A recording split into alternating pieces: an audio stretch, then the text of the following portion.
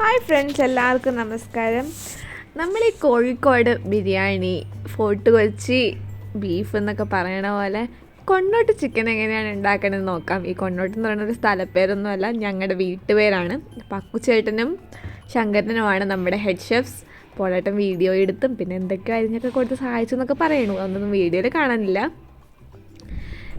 നമ്മൾ രണ്ട് ഫാമിലിക്കും കൂടി വേണ്ടി അക്കുച്ചേട്ടൻ നാട്ടിൽ വന്ന സമയത്ത് ചിക്കൻ ഉണ്ടാക്കണമാണ് ഈ കാണുന്നത്. അപ്പോൾ ഇഞ്ചി വെളുത്തുള്ളി അവിടെ അക്കുച്ചേട്ടൻ ഫൈനായിട്ട് ഇങ്ങനെ ചോപ്പ് ചെയ്തുകൊണ്ടിരിക്കണു ഒരു സൈഡിൽ കൂടെ. മറ്റേ സൈഡിൽ കൂടി ശങ്കരൻ തക്കാളി സവോള ആ പരിപാടിയൊക്കെ ചെയ്തുകൊണ്ടിരിക്കുകയായിരുന്നു. അത് കഴിഞ്ഞ് പിന്നെ മല്ലിയില ഡ്യൂട്ടിയും എനിക്ക് തോന്നുന്നു ശങ്കരൻ്റെ തന്നെയായിരുന്നു എന്ന്.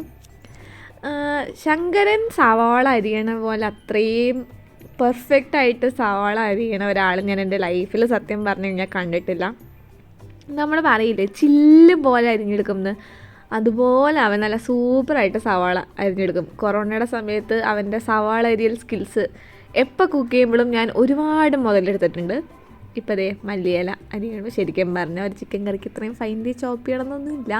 പക്ഷേ ആ ഗ്രേവി നല്ലോണം തിക്കായിട്ട് വരാനും ഒറ്റ ഗ്രേവി പോലെ ഇങ്ങനെ വിട്ടിരിക്കാതെ കുഴഞ്ഞിരിക്കാനും എപ്പോഴും എത്രയും ചെറിയ കഷ്ണങ്ങളാണോ നമ്മളുടെ ഈ സംഭവങ്ങളൊക്കെ അത്രയും നല്ലതായിരിക്കും എന്നൊക്കെ പറയപ്പെടുന്നു.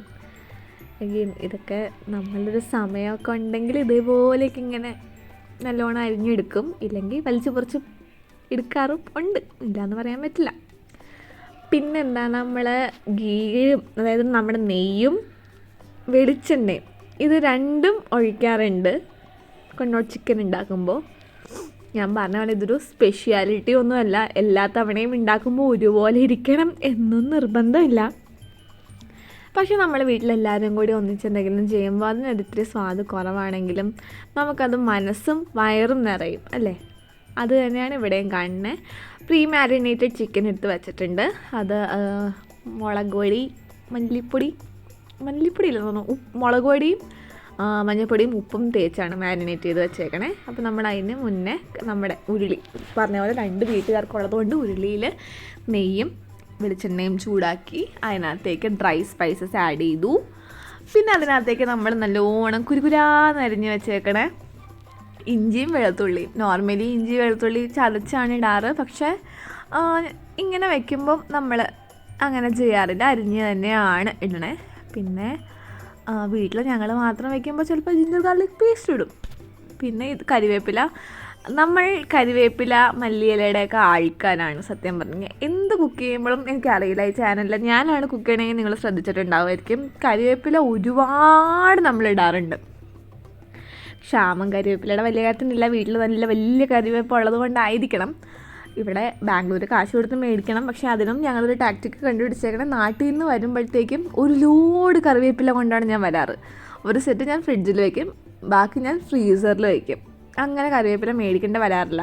തീരാറാകുമ്പോഴത്തേക്കും നെക്സ്റ്റ് സെറ്റ് നാട്ടിലേക്ക് പോലോ അല്ലെങ്കിൽ അവിടെ നിന്നാണെങ്കിലും വരലോ ഉണ്ട്. ആര് നാട്ടിൽ നിന്ന് വന്നാലും അല്ലെങ്കിൽ ഞങ്ങൾ നാട്ടിൽ നിന്ന് വരികയാണെങ്കിലും ഞങ്ങൾ കൊണ്ടുവരുന്ന 2 സാധനങ്ങളാണ് കരിവേപ്പിലയും വാഴയിലയും. വാഴയില എനിക്ക് വാഴയിലയിൽ ഉണ്ണാൻ ഭയങ്കര ഇഷ്ടമാണ്, അത് കാരണം വാഴയിലയും കൊണ്ടുവരാറുണ്ട്. ഇനി കഥയൊക്കെ പറഞ്ഞ് കുറച്ച് ഇവിടെ എത്തി നമ്മൾ കുക്ക് ചെയ്ത് എവിടെയാ സവാള ഇട്ടു, പച്ചമുളക് ഇട്ടു, മല്ലിപ്പൊടി, മുളക് പൊടി, മസാലപ്പൊടി, മഞ്ഞൾപ്പൊടി, ഇത്രയും സാധനങ്ങളാണ് ഇട്ടേക്കണേ. ഗരം മസാലയാണ് ചേർത്തത്, ചിക്കൻ മസാല അല്ല. അഗെയിൻ ചിക്കൻ മസാല ഇപ്പോൾ ഇങ്ങനെ ഉണ്ടാക്കിയപ്പോൾ ഗരം മസാല ഇട്ടു. നമ്മൾ കുറച്ച് പേർക്ക് വേണ്ടി അല്ലെങ്കിൽ ഒരു 1 കിലോ ചിക്കനൊക്കെ വെക്കുമ്പോഴത്തേക്കും പെട്ടെന്ന് ജിഞ്ചർ ഗാർലിക് പേസ്റ്റും ചിക്കൻ മസാലയൊക്കെ ആഡ് ചെയ്ത് പെട്ടെന്ന് പരിപാടി തീർക്കാറും ഉണ്ട്. പക്ഷേ എല്ലാവരും കൂടി കുക്ക് ചെയ്ത് ഇങ്ങനെ എൻജോയ് ചെയ്ത് ചെയ്യുമ്പോൾ നമ്മളിങ്ങനെ ഗരം മസാല മതി. അത് മാർഷൽ മസാല, നാട്ടിൽ ഞങ്ങൾ മാർഷൽ മസാലയാണ് ഗരം മസാലയായിട്ട് യൂസ് ചെയ്യാറ്, അതാണ് ഇട്ടേക്കണേ. പിന്നെ കുരുമുളക് പൊടിയും ചേർത്തു. അതിനൊന്നും വീഡിയോ പോലും കാണാനില്ല. ഇത് എടുത്ത് വെച്ചത് കുറച്ച് നാളായി, എനിക്ക് തോന്നുന്നു പാറു ഉണ്ടായി ഒരു 1-2 ആഴ്ച ആ ഒരു സമയത്തോടെ അല്ലല്ലോ, അതിനേ മുന്നേ ശരിക്കും പറഞ്ഞു കഴിഞ്ഞാൽ ശരിയാ. കാരണം അക്കുച്ചേട്ടനൊക്കെ വേഗം പോയായിരുന്നു. ചിക്കനും അതിനകത്തേക്ക് ആഡ് ചെയ്തു. ബാക്കി വീഡിയോ ഒന്നും കാണാനില്ല, അത്രേ ഉള്ളൂ. ചിക്കൻ ആഡ് ചെയ്ത് തട്ടിപ്പൊത്തി അടച്ച് വെച്ച് വേവിച്ച് സമ്മറി എടുത്തു. Thank you for watching.